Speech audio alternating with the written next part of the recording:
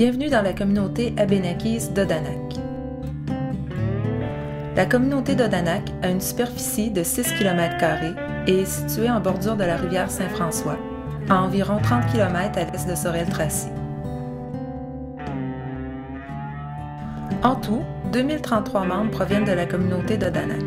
De ce nombre, 1871 membres sont statués, c'est-à-dire qu'ils sont enregistrés aux Affaires indiennes et du Nord-Canada et reconnus au terme de la loi sur les Indiens, alors que les 162 autres membres font partie de la bande d'Odanak en vertu du Code de citoyenneté en vigueur dans la communauté depuis février 2009.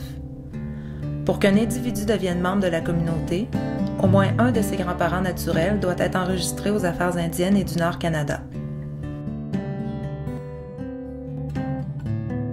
Sur les 2033 membres, 345 habitent Odanak, tandis que 1688 vivent à l'extérieur de la communauté. La communauté est administrée par le Conseil de bande d'Odanak qui s'occupe entre autres des questions municipales, de santé, d'éducation, d'emploi et de culture. Le développement de la communauté se fait par le développement économique. C'est sûr que le secteur d'éducation a un rôle clé à jouer dans le futur pour justement, quand on parle de la qualification de la main-d'œuvre, spécialisation de la main-d'œuvre dans des emplois clés au niveau de la gestion, au niveau de l'administration et dans les techniques et au niveau des sciences pures aussi. Ça va être un secteur qui va être vraiment important. Ça l'est déjà, mais ça va l'être davantage. À mesure que les orientations du Conseil de la communauté vont être vers le développement économique puis vers la création d'entreprises communautaires ou d'entreprises vraiment dans la communauté. On y parle principalement le français ainsi que l'anglais.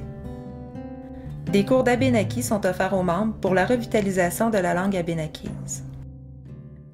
Plusieurs entreprises connaissent une belle réussite à Odanak, notamment une usine de fabrication de cigarettes, une fromagerie, un poste de police, une entreprise de fabrication de savons artisanaux, le musée des Abénakis, qui a ouvert ses portes en 1962 et qui accueille au-delà de 15 000 visiteurs chaque année.